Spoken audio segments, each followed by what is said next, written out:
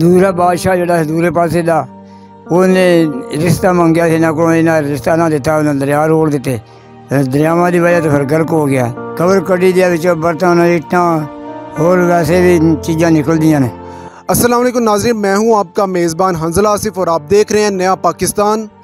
नाजरीन, Hiroshima Nagasaki की तरह आज से 800 साल या 1000 साल की पहले की बात है कि यहाँ पर लोग अच्छी तरह से अपनी ज़िंदगी को गुजार रहे थे, आबाद थे, कि अचानक से उनके ऊपर कैसी आफत आई कि वो रात ही रात में शहर कब्रिस्तान बन गया। खानका डोगरा से तकरीबन 15 मिनट की मसाफत पर ये एक कब्रिस्तान मौजूद है जो कि पहले कभी शहर हुआ करता था और इसका नाम ओदा नगरी हुआ करता था। लेकिन ऐसा क्या मामला बना कि ये पूरा शहर एक कब्रिस्तान बन गया? जाने के यहाँ के लोगों से, आइए चलते हैं। अस्सलाम वालेकुम। वालेकुम सलाम।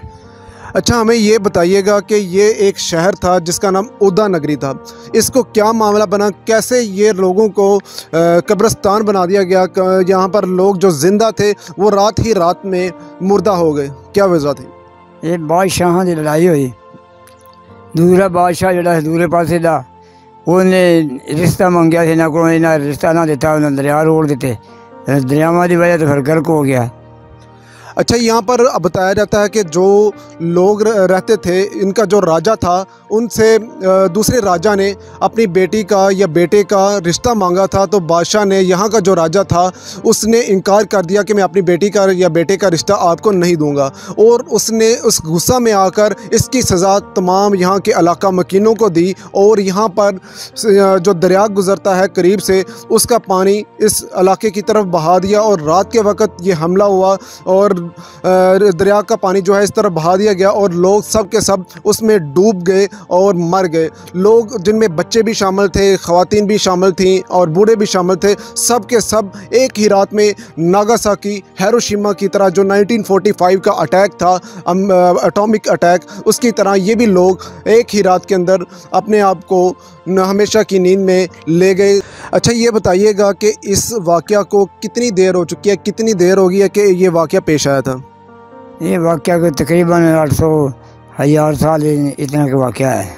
और यहाँ पर हम जानेंगे कि यहाँ पर अभी भी कुछ आसार मौजूद हैं, कुछ ऐसी चीज़ें दरियाफ्त होती हैं जो कि उस वक़्त के लोगों के इस्तेमाल में थी। कब्रिस्तान दे विचों कवर कड़ी दिया विचों बर्तन इट्टां और वैसे भी चीज़ां निकलदियां ने।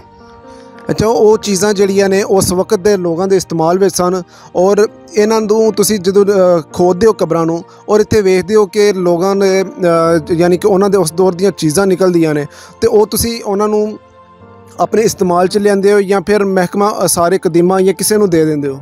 नहीं जी, कोई इस्तेमाल नहीं करते थे। इतने कबरां जट्टां जां भांडा कोई निकलता इतने छोड़ जाते। अच्छा, हजे तक यानी इतना पुराना वाक़या हजे तक उन्होंने आसार मौजूद ने कि इतने चीज़ां वगैरह निकलदियां रहिंदियां ने। हाँ जी। और नाज़रीन, यहाँ पर आप देख भी सकते हैं कि आपको दिखाया जा रहा है कि यहाँ पर जो ये कब्रिस्तान है ये दूसरी ज़मीन से ज़रा बुलंद है, क्योंकि यहाँ पर लोगों के मकान थे, जगह थी लोगों की और यहाँ पर लोग रहते थे। तो फिर जब ये कब्रिस्तान बना और जब इनको ऊपर हमला हो गया, पानी का बहाव इनके ऊपर आ गया, तो फिर ये पूरा शहर कब्रिस्तान बन गया।